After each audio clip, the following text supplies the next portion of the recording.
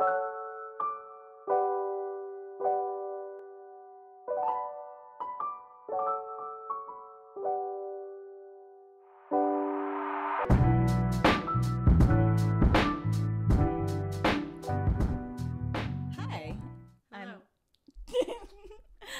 I'm Victoria, and welcome to Colors of Cannabis. This is Grace. I'm Greens with Grace. Nice to see you guys. Thank you so much for coming back to our second episode.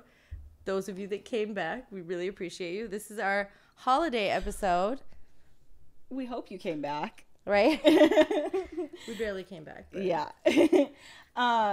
So in the last week, Grace and I actually have had a really good journey just coming out with this first episode, realizing why we were doing this. And actually, I think it reinvigorated both of us that everything that we're doing in our life right now, it came together for a reason. Like even the work we're doing together on our brand right now is really exciting, and we're meshing really well right there too. And like business could not be better, if I'm being honest. Yeah, I enjoy that with you. And actually, our CPA, I can say that now. Our CPA said something really cool yesterday. She said that the way we keep our minds, it's like planting seeds, and that seed grows, and that's how we receive our karma. And I'd never heard that before, and I thought, what does that mean? And she further explained that when the seeds are aligned, when your thoughts are aligned and you're planting the right seeds and you've got your train of thought and you're positive and you're pushing forward, without even realizing you're pushing that energy out, you're planting those seeds. And that is how she explained in her interpretation karma, and that it will then come back. And so in a way, we're planting the seeds every time we say something to ourselves. And I know this week we manifested a lot. But I'm going to switch gears. Oh, we're not red. I was going to say we're red. We're working on this, guys. But wait. Shit just got hot up in here. The vibe just changed. So we're going to start red hot. Do you guys know what red is? We've talked about it being relationships, sex. I mean, anything that is emotional. Sex. Yeah. Oh. Well, she says emotional. I went with sex. I've been married for 10 years. Divorced almost 4. Yeah. So our relation to sex is just different, but very similar. Yeah. I don't know. Cannabis helps me with sex. It does. Oh, I feel like that's universal for people that use cannabis. I maybe that's me speaking kind of on behalf of everybody. But I just feel like because cannabis helps you kind of have that out of body, not fully out of body, but just helps you relax and kind of get out of yourself, get out of your thoughts. I know for me, I have these racing thoughts and I'm worried about things. And so in an intimate setting, then I'm not worrying about how does my face look? Is my boob slouched? Like, my roll coming out? All the things that we tend to get into our head about pretty frequently, especially women like us. I mean, I've been planning for this day, but like, as I'm planning, I'm also thinking about the million things I've got going on with my full-time job, with the kids. And like, it's hard to take away everything you're thinking about during the day and then try to connect with someone. And I've found it to be very useful. Unfortunately, my 62-year-old mother has shared with me that she's found it to be very useful. So wow. We're very, very close. Maybe I think I'm going to say I'm grateful on this one that my mom is not sharing that personal of details with me. Still oversharing, but not quite to that extent. Plus, my mom doesn't use cannabis, so it's not. Oh, my mom loves weed, and then, so, I mean, like, so she's so open with me, in fact, like, it kind of opened my mind to what cannabis means for women, because, look, I'm not that young anymore. I'm not in my 20s. I'm moving into my mid-30s, like, I'm about to be pretty 34. Young. It is pretty young, but any woman who tells you things don't change is fucking lying. Things change. Things are different, and it's harder to connect and be more in that moment the more responsibilities and things that you have, and weed helps that. That's why products like Foria exist. That's why we have things that are supposed to help us.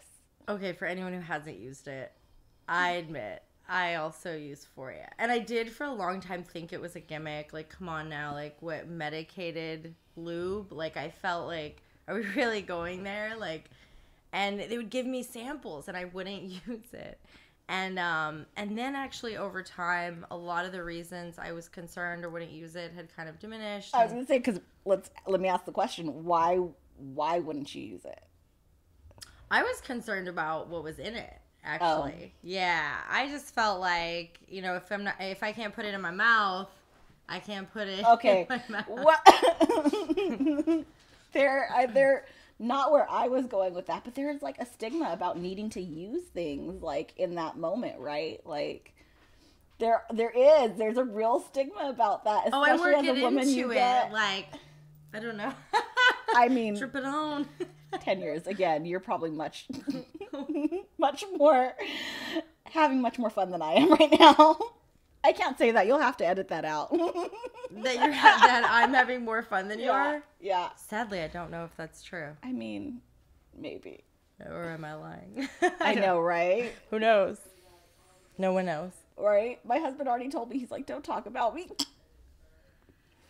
Jokingly. You know, it's probably a good thing I don't have a husband in this moment because I feel like, yeah, I don't think he would love what I maybe would share. Actually, I don't know.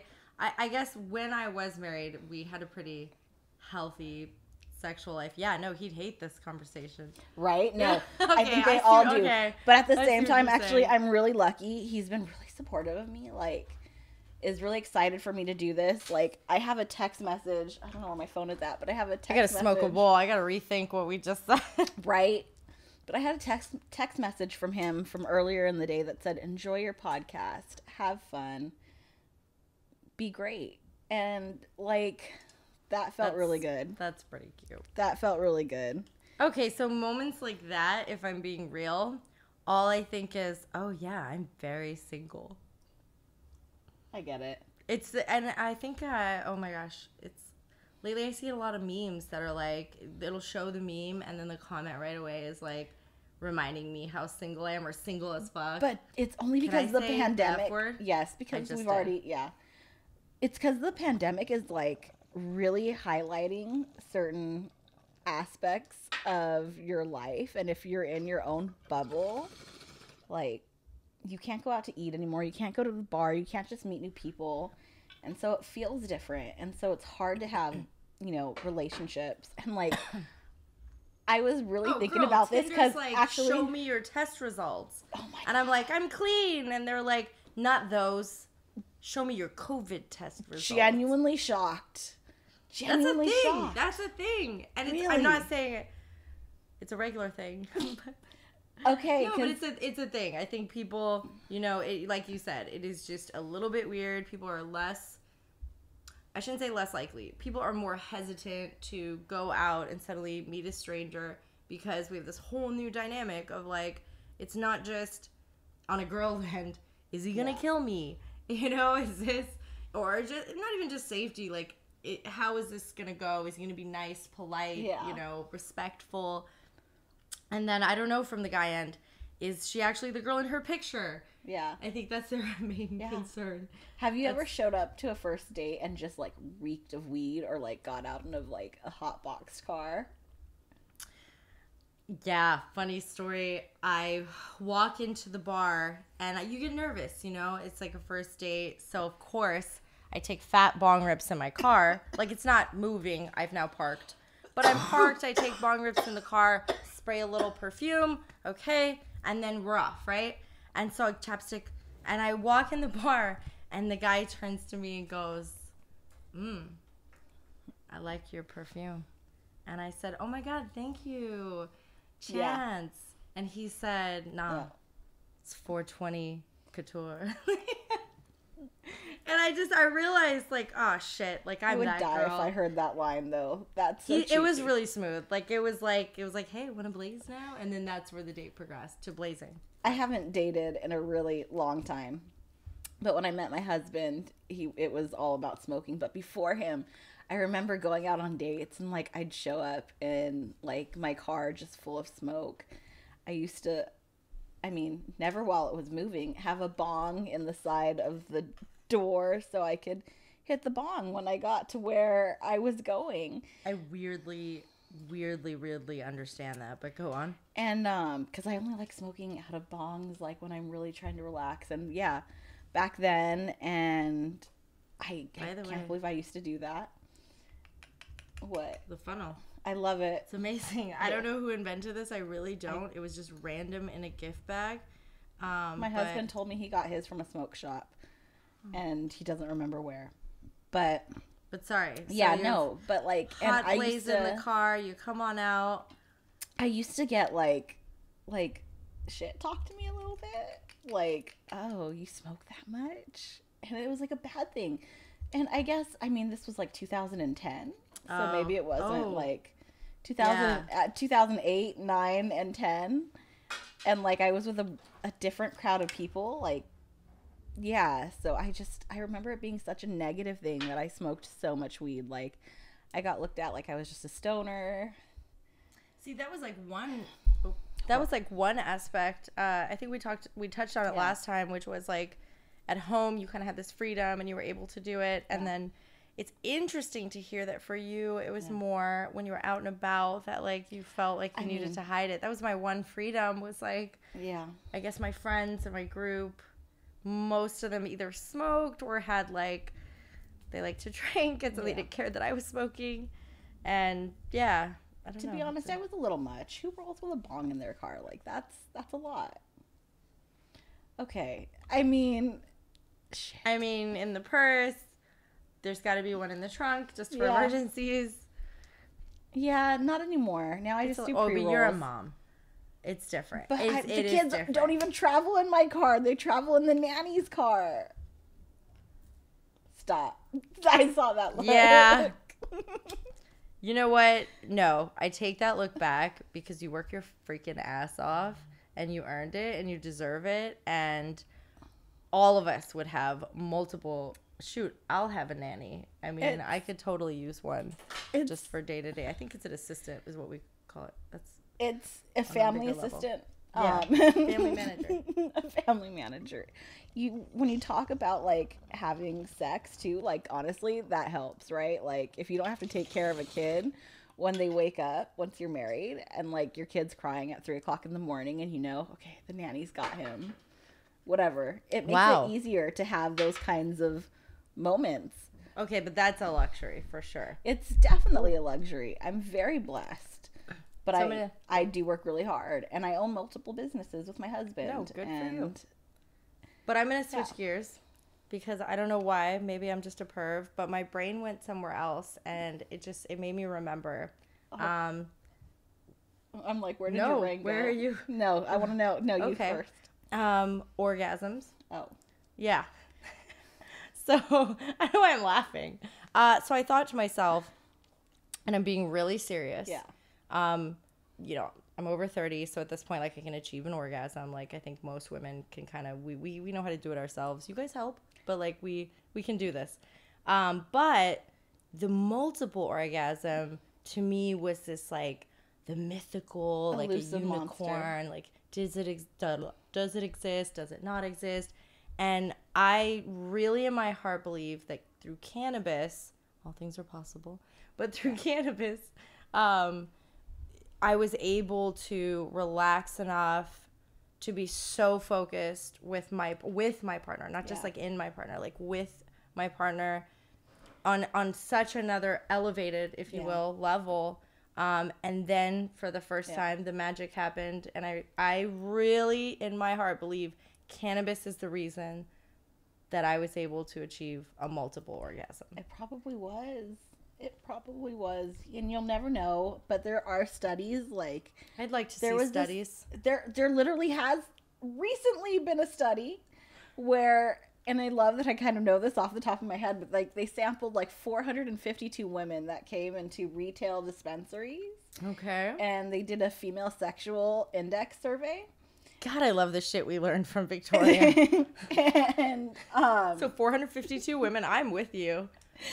and like, Pretty much a pound for those and of us. now I I've just forgotten what the percentage was, but it was like a pretty overwhelming percentage of these women said they desired sexual activity more.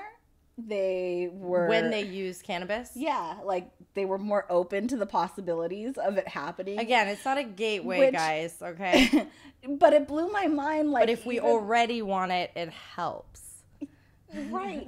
But like, I really sat down and I thought about just this study. Like, this study really touched me in a lot of ways because cannabis really does help women. Like, there's a brand that's owned by a 60-year-old woman, and it's called Sexbot. And we've talked about this. Like, we're not endorsing any brands. We're not sponsored. Like, Nobody pays us. yeah. Yeah, but you can. But this is all from, like, personal experience. And, like, Sexbot was created by a woman in her 60s who talked about all of these same things, like, before people really were studying them, and kind of brought it to a forefront. And a woman wanting to have sex, well, that's huge because, you know what, in my opinion, alcohol has been kind of touted as a way to make people more open to those kinds of things happening. And things like consent come into play when you drink alcohol. And I think when I smoke weed, like, I'm still very much in control of my actions and what's going on. That's and like true. I had Very to think different. about that. I Very just want to different. say very different than alcohol in that. Yeah. Sorry. At least personally, I mean, I can't speak for others. I'm still in enough control to give consent. Yeah, it was such a good study when you talked about, like, really what women think about when it even goes into having a sexual relationship with anybody. And it's, do I want to? Do I feel comfortable enough with you? Is it going to be enjoyable? And cannabis does all of those things. And 452 women is not a lot. Wow, I'm so terrible. I think, like, can we build a business together? Will we be cannabis king and queen someday? All of that does matter. Sorry, it's just so weird. But just in that moment, I think, cannabis is a great thing. It's such a great thing. It's a great thing women have it. Huh. So what did it say? I'm curious if in the study, I'm bringing it back, did it touch on, like, actual pleasure for a woman derived from cannabis? Yes. Okay, so They let's were go there. more often able to achieve orgasm. Really? Yes. Okay, Out of you have to share this with me. I can't remember the percentage, but I mean, it's only 452 women. That's not a lot. Right. But I'd like out to of see that it. group, there was an overwhelming percentage of them that could achieve something. And that's, I mean, we don't talk about it often. In fact, I almost think more than not, women lie about it, about achieving. And so it is, believe it or not, when I hear something like that, I don't know, like, if I'm just speaking to the men out there, but I want you guys to know, like, it isn't always, like, a given. And so anything that's going to, like, enhance that in a safe, fun way, I mean, I'd be open to trying. And the fact that I already love cannabis and already use cannabis. Did you notice how my mic magically came to me? It was so cool. Yes. I willed it. You use the force. Right? I used the force. Oh, I freaking love you. I think all the cannabis we've been smoking definitely kicked in. That joint I just had keef and shatter infused into it, and it was amazing. Wow. And I know you don't like to light them again, and I'm sorry I let it go out. Oh no, you can refry it. I didn't know it. So much effort had gone into it. Yeah. I will accept. Thank you. You're welcome.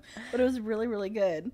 I'm not surprised. I mean, it was good with keef and shatter. Oh, the joint. Wow. Yeah. I am a pervert because I thought, what? Like, what was our last? I know. I apologize. knew it was I got a little sidetracked. But we can change and we can go to something different. You want to go purple or green? What are you feeling? Hazy or?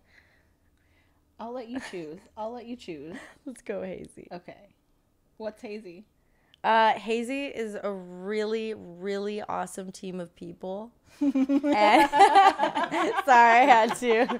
No, I had to because we don't just work with, like, our production team, like we're friends with them. We get to enjoy this with them. And That right was now really- you guys don't see it, but I think they're laughing. Yeah, too. because that was really natural. Silently. And like, I didn't even mean for that to happen. I know, I had to, because I'm cheesy. It's just, It's, yeah.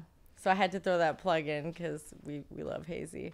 But also because I didn't know. I wasn't sure what to say about Purple and Hazy right now. And I thought to myself, we talked about it being like what's going on in the world and social news, and I think there's nothing more to talk about than the new stay-at-home order that has greatly changed life. I currently need a fill. Right? And I do too. And it's not even that. It's, man, I'm going to dive right deep. Yuck. What is this social divide? That's what I feel. Like, I feel like it has just become, are you on this side? Are you on that side? And guys, I'm not even going to give you my side. Are you a masker or a non-masker? Yeah, and it doesn't matter what we are. It's like we have to stop and think, even in this setting, are we supposed to wear one now? I mean, we're going to be with each other all day working on things. Pod. Sorry? I think you're in my coronavirus pod. We should, do we get dividers? Like, are we, and I'm not saying that to be rude to the people, and my heart breaks. I can't see my family right now. My mom has asthma, so I get it. I haven't seen my mother-in-law all year. Oh, she literally refuses to see any of us. Like, we've begged, and she won't have us. And I respect that decision, and I respect the other way, but I guess, you know what? I'm almost at a point where I feel like it's not even about that. It's not about what side you're on. It's about that it's becoming sides. Yeah. And I'm kind of just, I'm over it. I'm not being like, oh, I'm over COVID. What a luxury I have and a privilege to be over COVID. No, I'm saying I'm over what it's doing to people. Guys, we're the disease. Like, for real. Yeah. Why? Sorry. No, There's no haze on how I feel about it, but I just feel like it is what it is. We have to do this. Like, oh, I know. I mean, stay at home, and especially if you're at risk, but yeah. But I just think stop judging others. Experiencing pandemic in a much different way than like you're experiencing pandemic. Like, my son is doing school virtually, and life is so different since he started going to school online. Because she has little humans at home with her that she has to take care of. I don't even have a plant, guys. Only one in school. And he is actually thriving in a weird way. Like, his teacher this year is like, you should be tested for gifted and talented. And I'm like, so proud of that, right? But at the same time, like, he's at an age where he should be like doing things outside and having like going out to friends' houses, and literally he has no friends because the only way you meet friends is really at school at that age. And then your parents are responsible for arranging your playtime. And like, I know how certain people I interact with are behaving during the pandemic, and so I feel comfortable interacting with them, but like, I don't know these kids' families. And so it becomes something different. And so he's safety risk. Yeah, he's like really struggling with just not having anybody to interact with socially. And so how do you guys combat that? Like, how do you say like Zoom parties, do those work? He does go to school every day from 8 to 12, and they have like, their classroom is a giant like mesh of kids who are all fucking with their backgrounds, and the teacher has to, oh, sorry, that like took me a minute. you did I was the like, other day what? during our call when you changed the background. I was dying. I was like in a really dope office. I was like, hey, what up, guys? My new office. And which is what all I honestly the 9-year-olds just didn't know how doing. to change it. Okay, I didn't know how to change it. I had the conference call was in like 2 meetings. I'm like, screw it. This is my new office. Here we go. Maybe no one will notice. And they're like, okay, come on, get rid of it. I'm like, no, I like it. And so my kid is doing the same thing in class that's going on our conference calls. I've seen some funny ones, by the way, online. Like, people hilarious. are getting really creative. Oh, they're hilarious. It's cool in that sense. It is cool to see people using social media in new creative ways. we probably wouldn't be doing a podcast. Maybe we wouldn't have had that new free extra time. And guys, if you're not filling that extra time with something creative or just something different or God. a new skill, or I think a lot of us learned to cook and bake, and we laugh about it, but like, oh, I didn't. I don't cook and I don't clean. But she got that ring. I know. I know. Sorry, it's part of a song. We know. It's kind of famous. I don't know.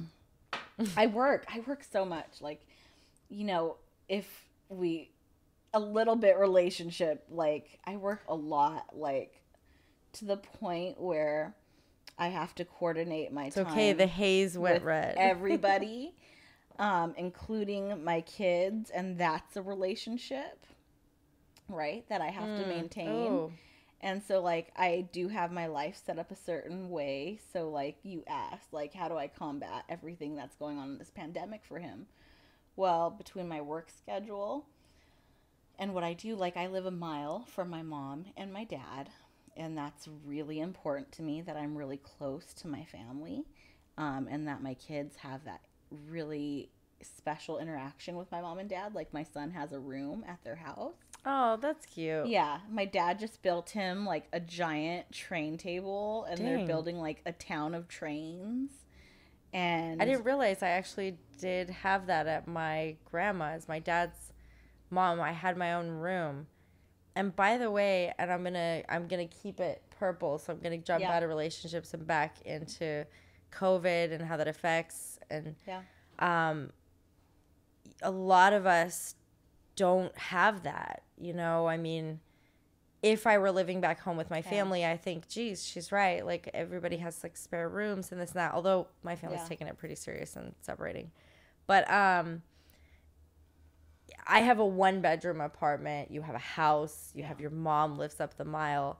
There are a lot of people out there that are really struggling right now and really just having a tough time with the fact that, like, for me, it's like I'm going from my room to the living room, and then I can work mobily, which is almost a negative in a sense. I'm not essential enough to get to leave, and then you're trapped. And now we're seeing indoor and outdoor, parks and gyms and everything are closing again.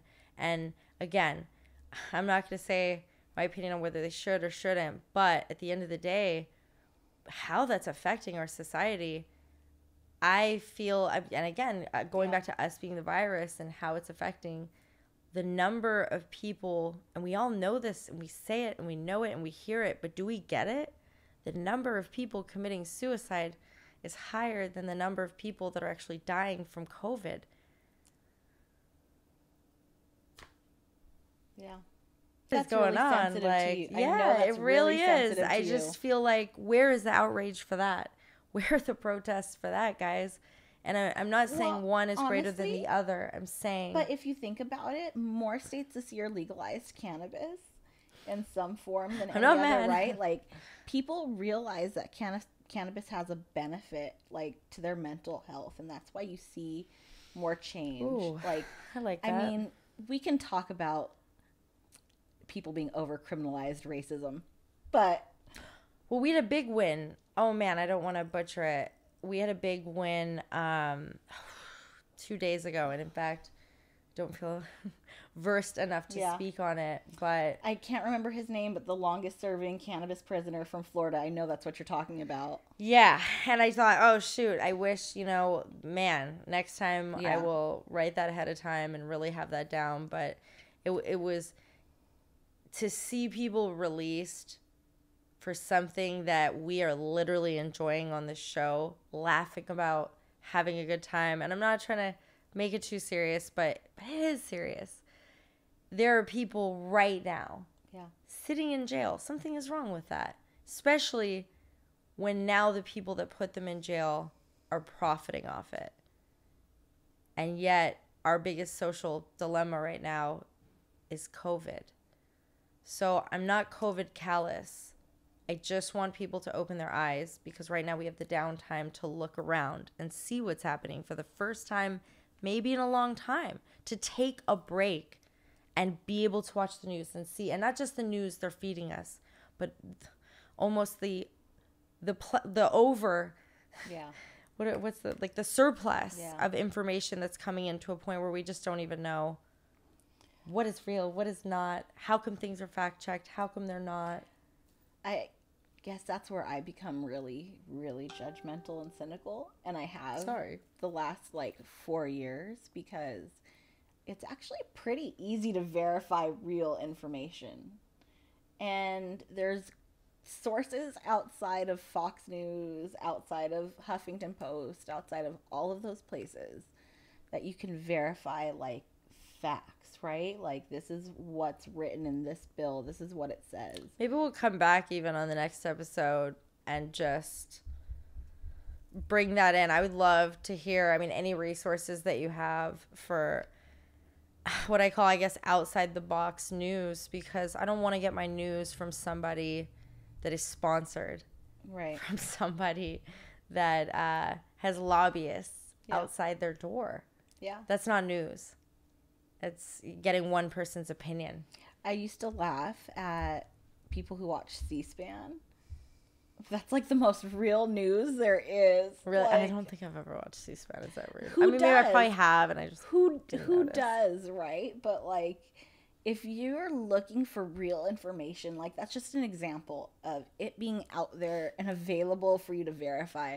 So anybody who like buys into like really not well thought out conspiracy theories and stuff, I do feel like you let yourself be sold something that isn't true, right? Like, the fact that cannabis is a drug and that the United States has an active investment in not seeing it become legalized, there is truth in the fact that the United States holds a patent on cannabis, right? Like, that's a verifiable fact. Like, there's just things out there that you can verify and that you can put your own thought into that makes sense. And there's just a lot of stuff out there that you have to weed through and realize isn't true. And I don't know. Did you say weed through? Yes. Sorry. I didn't even mean that. I love it. I love that.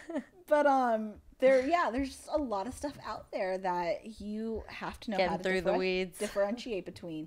Even us, right? Like, I was thinking about that. I was telling my husband, like, I know a lot of little facts and stuff, and because I read so much, like, I digest information like no other. I love reading. It's, I think, the best thing you can do with your time if you want to grow as a person. And absolutely, I love to read. Right? Like, it's such a good skill to have and to enjoy reading. Did we go through this all? Yes, but it's okay. More is on the way. That's the only reason my phone is out. I have this as well, and that was the blue dream. Because the magic man. That was the blue dream. More is coming. No worries, guys. Our unofficial sponsor. I really like this weed, though. I really, really like this weed. I feel like... Ooh, can we segue into green then? Yeah. Because sorry, guys. Purple should be fun and hazy, but it was too serious a topic. Yeah. As long as there are people sitting in jail for a plant that grows out of the earth. And as long as there are people... Oh, I won't give my COVID opinions. Yeah. But as long as these things exist, you know, it was something we had to talk about. But we're going to go, yay! It's faster than we are. Okay, so we're going to go green. I am a freak for weed. I'm going to go there. I love it. Wow, I can't even, isn't that crazy? I'm speechless for weed. And that sounds silly. I see memes that are like the person with their family and then the girl like, I love weed. And this is how I feel about it. And what a blessing, guys. We have some fun things coming up, which we don't want to jump the gun, but they'll be coming soon. And so to get to like look at cannabis, smell it, pick it out, and say, yes, this is my profession. Right.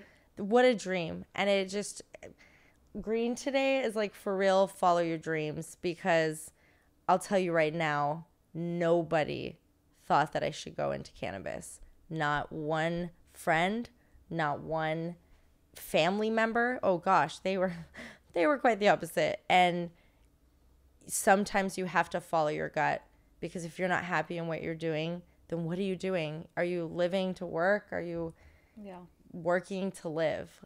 And I choose the latter, and I'm so blessed. I know you feel the same. We're so blessed that a plant made that happen. So what do you like about this? It. Ooh, okay. Well, right off the bat, I can tell it's probably an indica or a hybrid, but it's looking indica. What is it? It's a Blue Dream strain, and I really like it. Oh, is this the blue mana lucid blue or something like that? Yeah. Oh, I thought it was the other one. I hate names, but I love the smell of that. I just smelled the mic. Sorry. It's okay. I had to be honest about it. All right, it happened. I have mad cotton mouth from the Munana, whatever it's Munana Rec. Munana Rec, that's what it was. Earlier we smoked Munana Rec, and apparently when you smoke Munana Rec, you start smelling your mic instead of your weed. So, some good shit. I mean, I'm very impressed. Can I see the grinder, please? Yes. So, Green, talk to me, because this is our passion, cannabis. You know, one of the things we kind of touched on last time was labs. And I really realized after listening to our first episode, like, we didn't talk about it as much as I think people should understand what labs are, right? I feel like the green's getting heated. No, and it's like, not kidding. To throw any shade, because there's a lot of really good labs in the state of California. But like, so this is why it's important. Like, I did get really actually pretty stoned from this weed, right? I got very elevated. Right? And I can look at this percentage and see, all right, it's 24% THC. Like, it makes sense why this would wreck me. But there are a lot of labs that unfortunately operate in a way that is completely legal and actually pretty okay on scientific standards on reporting percentages of potency, that there's a real mistrust in what you see on results now. Like, companies that are reporting high percentages, you don't believe it. And to be honest, we really don't know if high percentages are true. Even if you see an infused pre-roll, like the company that you used to work for, right? And you can say, oh, this is easily over 40%. Well, how do you know? How do you know? It is a faith and trust based system. I'm looking at the lab results. No, I'm not sitting in there with them while they're processing and going through the actual testing. But I mean, yeah, I guess I do have to. It is a faith thing that when those test results come back, I know I haven't tampered or bribed or done anything to, change the integrity of it. And I'm hoping that they have no interest in my company. Now I see where obviously that plays a role, because where's the accountability is where I kind of come into play. Well, let me ask you a question. Do you think all labs test the same way? No, I know they don't. And in fact, without naming names, a lab you may have previously worked for, the company I had previously, we had an issue where, in fact, the lab you worked for came back and said that something had tested. No, it was the percentage of the total product kept coming back as the same percentage that we knew the flower to be. So this is an infused product. So we've got, I'm just going to use, these are not the numbers, but I'm just going to use these numbers for basic math. Let's say the flower is 20%, and just this is total cannabinoids. I'm not going to get into the breakdowns, but let's say 20%. And then let's say that the concentrate is adding another 10% to that, and then the keef is going to add another percent to that. The point is, you're starting at a baseline of that 20% because we've separately tested the cannabis flower. So imagine our shock when our final product would come back and the testing was the same, as if we had not infused it with anything at all. And so suddenly, hundreds of thousands of dollars later, we had to come back and say, whoa, what is going on? You know, we know that these numbers can't be correct. May we please look and see how you're doing it? And then, in fact, we learned that the product was being taken apart and only the internal part of the product was being tested, when, in fact, on the external part, we had all of our concentrates and THC, and keef. And so, of course. And do you know why that was? Because BCC regulations. Back to regulations. Didn't include at that time the paper being homogenized or any way of really getting those products, those excess products, into your result, right? And absolutely. So then there hadn't been a product like it yet. And so, again, because there's no accountability, there's no procedures in effect. There's no standardized testing. There's no that standardized people testing. have to do. So again, no accountability. And wow, I actually hadn't even thought of it from that angle, as to the fact that, if there isn't standardized testing, like for new products such as ours, then how can one even be held to any standard? So you can't. There are, like, how could you fail us? Think of, there are certain scientific standards that you can equate to cannabis, right? Like pesticides. Oh, no, totally. I'm just saying standardized. No, I agree. So that every testing facility is doing it the same, so that one testing facility isn't taking the same product, maybe from the same batch, and coming up with different results. Right. Some way of narrowing it down. And if we can't narrow it down today, then maybe we should be a little more relaxed on how stringently we're coming after the cannabis companies for it. Yes and no.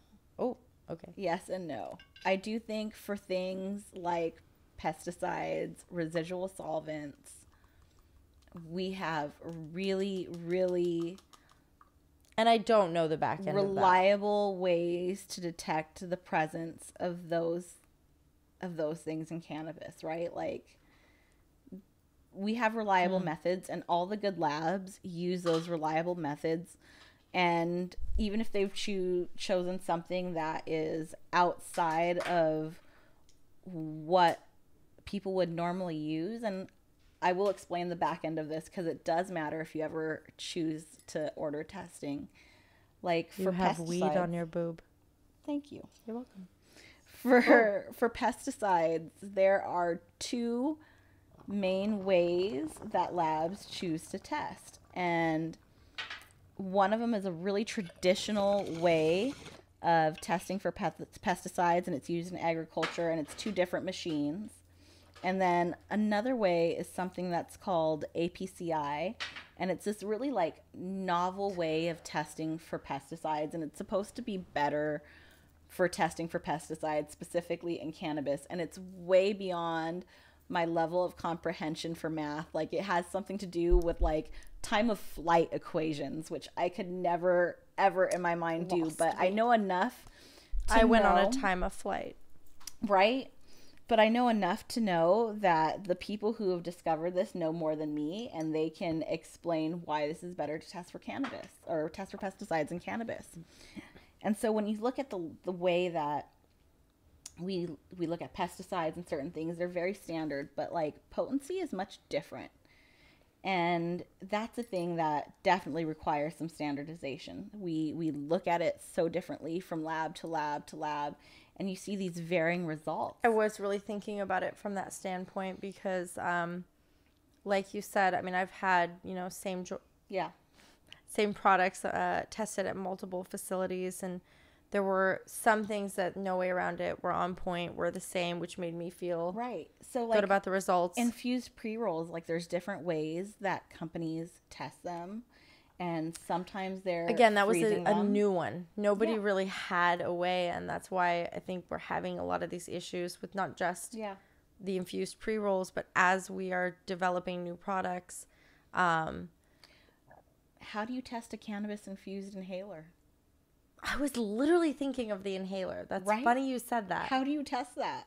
I don't have even no idea. What they know. I haven't seen as much of that. I think recently I saw like one brand kind of coming back around with that, but I haven't personally on the I don't emerging even market seen understand that. how you do that. Like things like patches, like as I've learned more about how those get But that's tested. 'Cause transdermal. I yes, said that like I had any yes, idea. That's yes. transdermal, guys. I mean, But California we law, all know how that's going to be tested, right? no, you don't. No, I know it's Yeah. that was the joke. I'm such a dork. But that was something I learned, right? Is like California law requires us to test end use product. So how do I test? Like, how do I homogenize this thing? How do I get the material out of that to actually test it? Like, that was a process that had to be created. It was insane. And companies that are out there doing this had to go through that and learn how to like dose patients.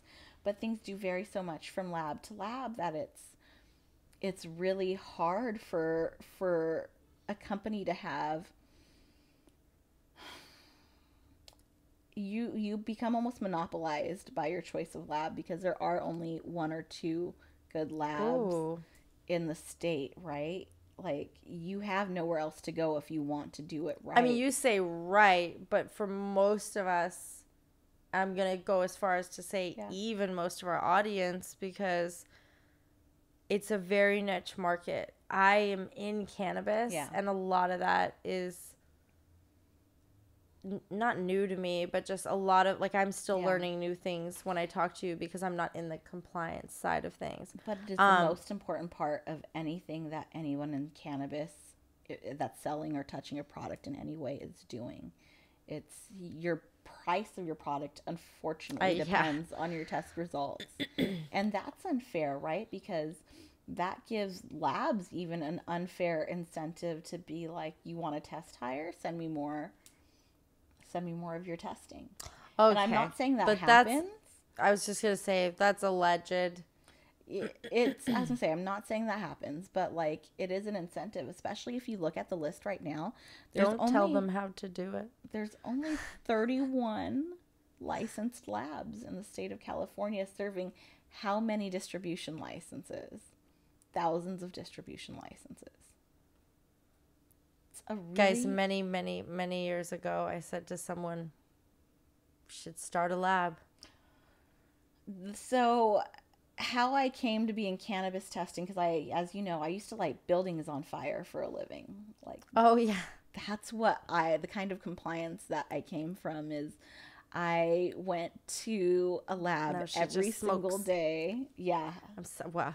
But we literally had firefighters that worked for our company, and we would light mattresses and all sorts of building materials on I bet fire. you guys did. Oh my God. It was so much fun. We tested a latex mattress that I sold this job. I have to share this. I sold this job and I was so proud of it. I was like, okay, this is one of those new bed in a box mattresses. It's 100% latex. We go to light it on fire, and it's a 30-minute fire test, and they put a flame on the side of the mattress and like right underneath it. And every mattress that's sold in the world has to be able to pass this test 3 times in a row. And so we put it in the room, we start the test, and in seconds, the room fills up with black smoke. Everybody starts panicking. They call the fire department, and there's firefighters already working on site. And the whole room that we tested mattresses in was gone in like 3 minutes. My coworker actually grabbed the whole facility, or just it's luckily a room within the facility, but it was so bad that the smoke had spread through like parts of the building and was like, you can see smoke stains now in other parts of the building. And compliance, guys, we don't fuck around. Yeah, you can't. But like, anybody who thought mattresses were safe, do not ever light anything near a mattress and leave it there. I'm just saying. So, and we'll end it on this, but on a green note, that's terrifying because I definitely smoke in my bed. It was a luxury that I've enjoyed since being single and not having to. But I have a few. I might have one particular blanket that for some reason has two burns in it. There's actually even a test we used to do to mattresses where we put like 30 cigarettes on a mattress to see if just not cigarettes, weed. I know, right? Cannabis. I wish they were joints, but no, actually I don't. But we would lay them on the mattress and see if it caught on fire. But where I was going with that is I told this company, and it's one of the larger test labs. Cannabis cough, not COVID. Sorry. It's one of the larger test labs in the world that does consumer product safety testing. I told them that they should get into cannabis testing. They already had all the tools and everything that you could imagine to start a lab, like already there. And they kind of laughed at me and told me like, no, cannabis testing, it's not going to be widely accepted. It's not going to be a thing. And the company I worked for had like 12,000% growth in 1 year selling cannabis testing and did like $22 million in sales. And I'm so cheesy. I keep wanting to go, that's lit. It is. It really is, especially when you think about like the traditional markets that are out there. You guys don't hear it, but the entire couch is buzzing. Probably because my parking is going to go off. Oh, we had this issue last time. Yes. It was a great commercial. Yes. My parking is about to go off. Can we cut to more commercial? Story. You know, it'll all work out. It will all work out. Because what I was going to say is, yeah, I've told people recently, like males recently, that I work in the cannabis industry, and their immediate reaction is, oh, are you an influencer or are you a bud tender? And it's like, sorry. No. No, I am more than that. Not that's a bad thing. Yeah. Not that that's a bad thing. Because there's people that actually really, I mean, there's influencers that take it serious, that have portfolios, that have serious, return on investment. Dude, I'm mid-30s. I have gray hair. Like, I have 2 kids. I drive a nice car. I live in a nice house. Like, there's levels, right, in your career, and bud tender. Bud tender. Munana, I can't say it even. Oh my God. But bud tender is just not the level that I'm at. And when you meet me, I don't think I'm giving off like that vibe that I'm at that level in my life. And so it is kind of insulting that your immediate reaction to me is, are you at that level because you're in the cannabis industry? Because at the level you're saying I'm from at, a male counterpart? Yeah. Okay. His immediate reaction to me should not be to assume that I'm at that lower level in the cannabis industry. And it just says a lot about, in our industry, how men view women.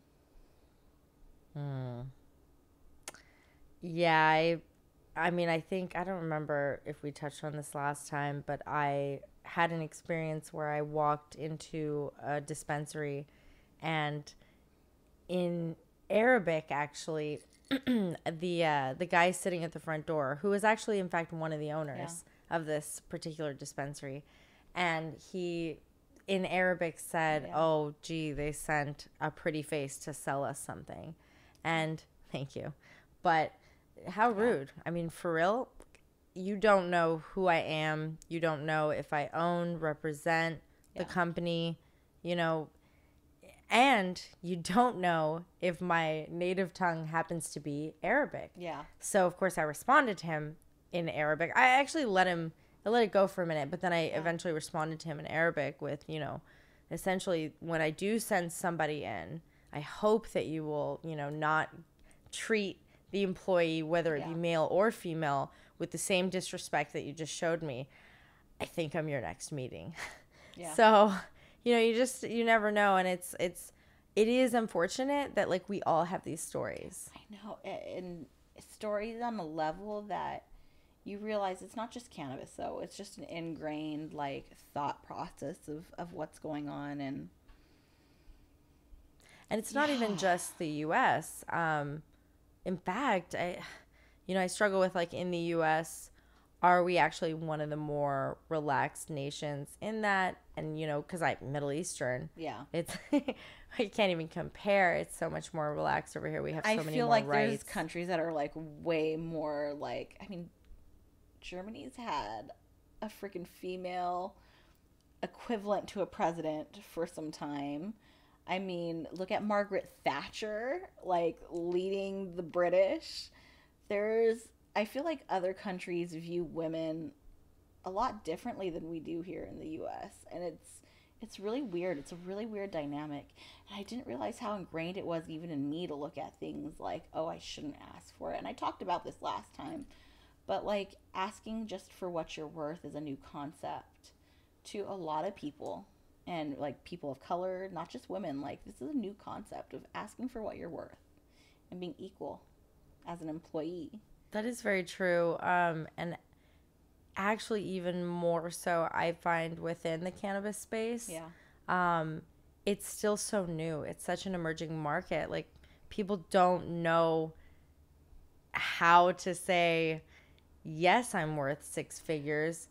Sure, you can go get, whomever who People just don't graduated know that with they're their legally allowed to share their salary with one another. You are legally entitled to do that.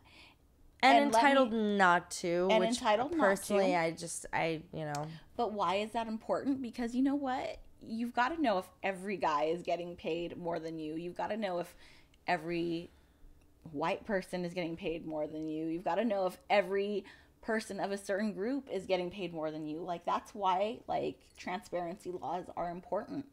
But people also don't understand, like, their employers telling them, hey, you shouldn't share your salary with your coworkers. That is a form of control and not keeping things fair. Like, it is completely okay, because at the end of the day, if you are worth what you're getting paid, it's so easy to justify. So easy to justify. You really actually just changed my mind on that.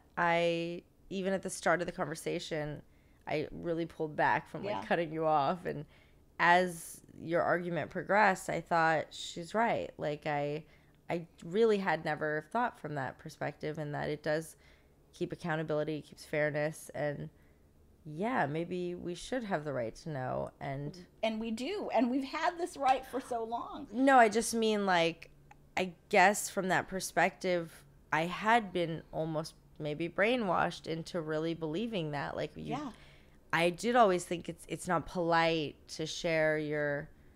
But then, if I was working the same job, actually, shoot, there were three of us at one point. That was the last company that I worked for, and for the first couple years, it was just three of us, and two men, one woman. Sure enough, as things went on, there were just meetings, moments I was not privy to. Yeah. And you don't want, guys, especially when we all had very long-term friendships previously before working together, you don't ever want to think it's because I'm a girl. Because I played poker with these guys. I had these gentlemen over at my house, and you, as a woman, I thought I mistook that I really thought we were equal. And I even would say things like, I'm not a feminist because we're different, but I think that everybody doesn't need to be treated the same, just needs to be treated with respect. Yeah. And that was kind of my whole thing. Yeah. But now I realize, no, I unfortunately was wrong. And as I moved up I'll call it even corporate, as I moved up the corporate cannabis ladder, I was bummed and unfortunately surprised to find out that it does also exist in the cannabis space. And guys, there were meetings, I'm telling you, there were three of us. And in fact, no, we won't get into who dominated the sales, but I will. It might have been the woman. I'll tell you from my perspective, I took a lower rate of pay to come on to my dream cannabis company job because they were startup. I knew the opportunity, and I quickly became consistently the highest performer in the company. consistently. And I kept accepting lower rates of pay because I kept believing in the dream. And then I kept hearing that males were being hired and that they were getting actually almost double what I was getting paid on salary and cash bonuses and all this other stuff that I wasn't getting, and I was outperforming them. Like, what is the logic behind that? It's like I'm literally rubbing my forehead, but I hear this all too often. I personally say why, but it's like we know why. And it kept happening consistently until it came to a point where I decided, am I learning anything more from this job? I wasn't learning anything new. It wasn't challenging to me. I was literally just contributing. Was I in the role that I wanted to be in? And I wasn't. Like this, it was not how I pictured my day-to-day being. And then it just came down to, was I happy? And I really wasn't. And at this point in my career, I was actually making more money than I've ever made in my entire life. To the point where, I mean, there was pride in my heart when they were like, you were the highest paid person of the year. I got so much joy from that, but I still had to walk away because in my heart I wasn't happy. And then I got reminded of that recently because I loved the people I worked with so dearly, actually, very much. And I got an offer from another company, and they actually structured it in a way where they're like, oh, this must have been what you were getting paid at that place. And I was like, no, actually, you just reminded me why I left, because that's what my male counterparts were getting paid. But nope. And you know that because you've interviewed all my male counterparts and know that that's what they were getting paid. So you just solidified the experience that I had. And that was heartbreaking to me, that I realized what I thought was like a dream really probably wasn't. It was a stepping stone. But that's why we're doing what we're doing for ourselves. Yeah, no, absolutely. I mean, as I heard you say that, it was kind of hard to hear because I know your worth and I know your value. And then by the end, when I heard you kind of talk about this new company coming in and reminding you kind of, hey, this is what we're valuing you at. And it's tough when there's a number attached to it. This is what we are literally valuing you at. This is what it's worth for us to have you for this next 12 months of really weird, uncertain times. Yeah. But that also, I mean, and I don't know, do we have time for this? Yeah. But that also kind of plays into, and this is a color of cannabis, still green, that it plays into, I always go into like the words that we use. And, as women, we don't always ask, not all women, but just some of us, we don't always ask for what we want. We don't always, I call it, ask for the business. And it's hard. We're taught, look at marketing. It's usually very focused when it's the woman with her mouth. The mouth is subtly, slightly open, but not too much. Don't say too much. Yeah. And it's sexualized, but it's not usually educating or this or that, in this or that. You guys don't know my this or that. Yeah. Educating or really meant to show women as anything other than either silent and beautiful or sexualized. For real. And there's real studies on this. I'm not just coming up with it. I don't remember what they are, but Google it. You'll find them, about just how the lips are presented and how much they're open. Yeah. Male versus female, or objects are put in it. Still can't speak. So we have jars of weed. And, but so, going back, sorry, that threw me off. But the words that we use and asking for the business, and everything in society tells us, be silent, be still, be beautiful, be quiet. I mean that. If you're loud, you're bossy. We've taken the word bossy out of schools. You can't say it anymore. And for the younger generations, maybe that's common knowledge. But for the rest of us, we've grown up thinking, ooh, you don't want to be bossy. You know, she's a nag. And so we simmer down. We almost gaslight ourselves. And we just have to, guys, we have to, as women and men, be our allies, support us in this. We need your words of encouragement.